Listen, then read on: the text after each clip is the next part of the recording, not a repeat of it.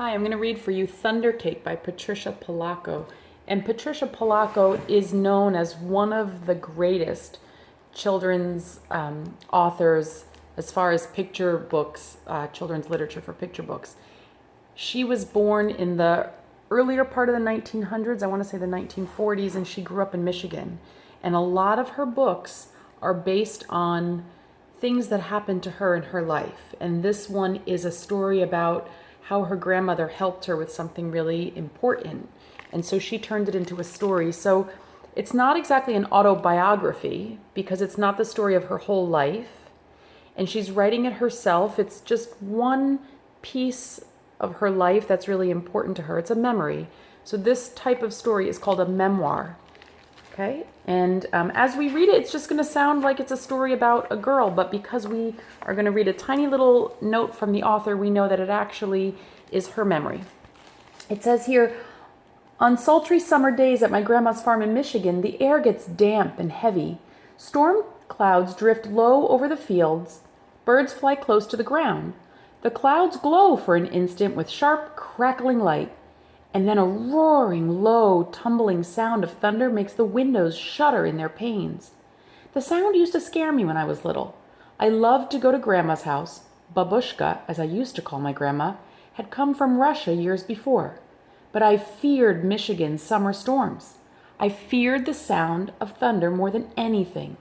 I always hid under the bed when the storm moved near the farmhouse.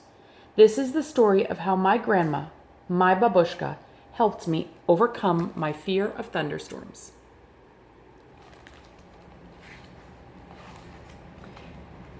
Grandma looked at the horizon, drew a deep breath, and said, "This is Thundercake baking weather, all right. Looks like a storm coming to me."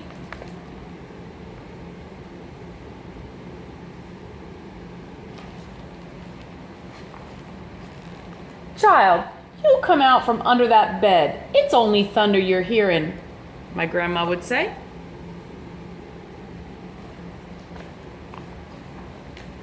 The air was hot, heavy, and damp. A loud clap of thunder shook the house, rattled the windows, and made me grab her close. "Steady, child," she cooed. "Unless you let go of me, we won't be able to make Thundercake today." "Thundercake?" I stammered as I hugged her even closer.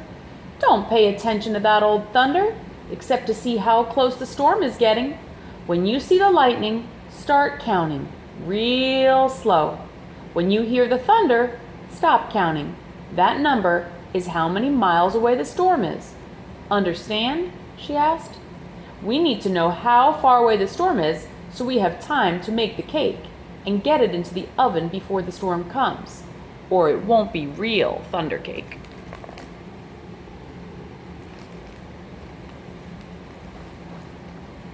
Her eyes surveyed the black clouds away off in the distance. Then she strode into the kitchen.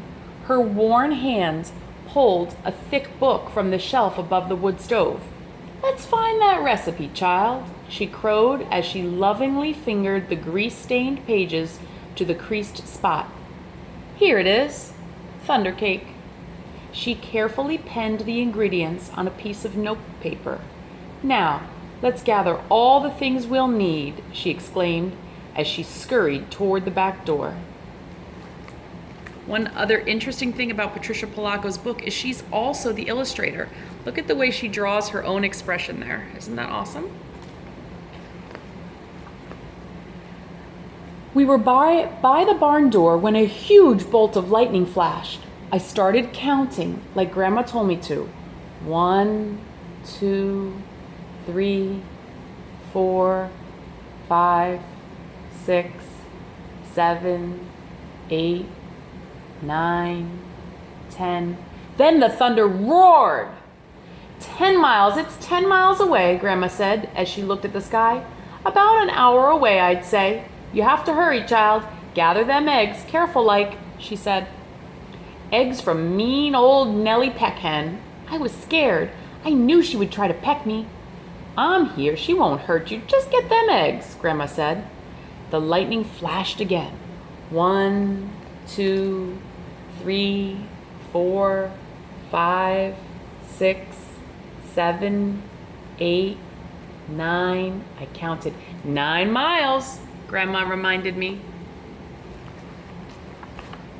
Milk was next. Milk from old Kick Cow. As Grandma milked her, Kick Cow turned and looked mean right at me. I was scared. She looked so big. Zip went the lightning. 1, 2, 3, 4, 5, 6, 7, 8. I counted. Boom! Went the thunder. 8 miles, child, Grandma croaked. Now we have to get chocolate and sugar and flour from the dry shed.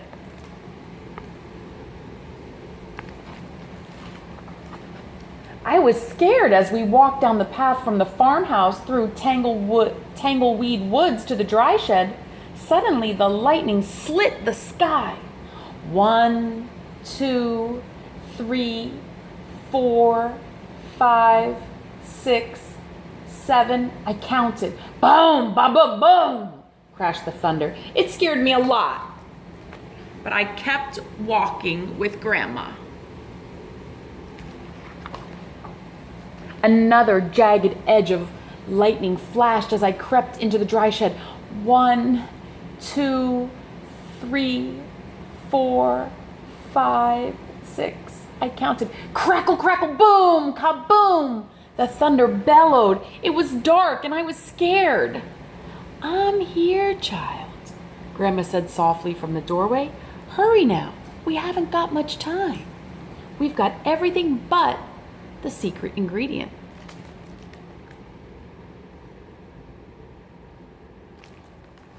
Good readers wonder, you should be wondering, what is the secret ingredient?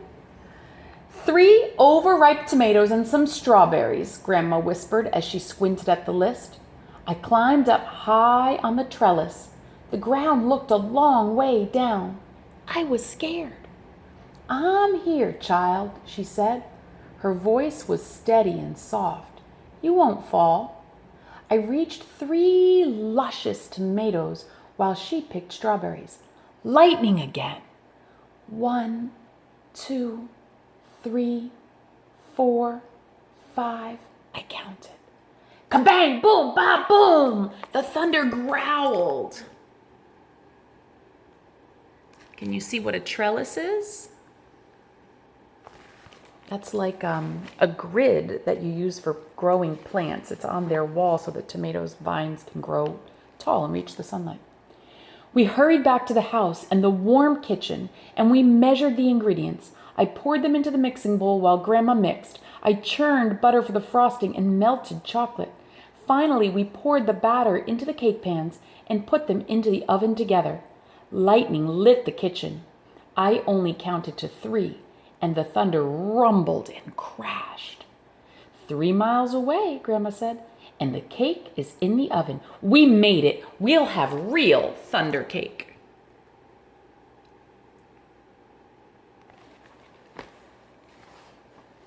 As we waited for the cake, Grandma looked out the window for a long time.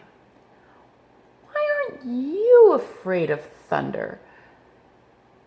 You're too brave, she said as she looked right at me. I'm not brave, Grandma, I said. I was under the bed, remember? But you got out from under it, she answered, and you got eggs from mean old Nellie Peckhen. You got milk from old Kick Cow. You went through tangleweed woods to the dry shed. You climbed the trellis in the barnyard from where I sit. Only a very brave person could have done all them things.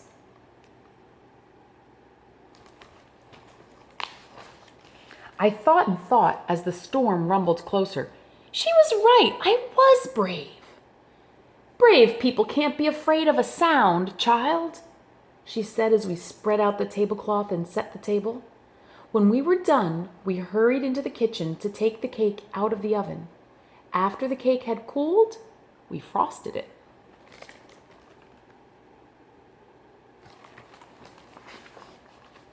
Just then, the lightning flashed, and this time it lit the whole sky. Even before the last flash had faded, the thunder rolled, boomed, crashed, and broomed just above us. The storm was here. Perfect, Grandma cooed. Just perfect. She beamed as she added the last strawberry to the glistening chocolate frosting on top of our Thundercake.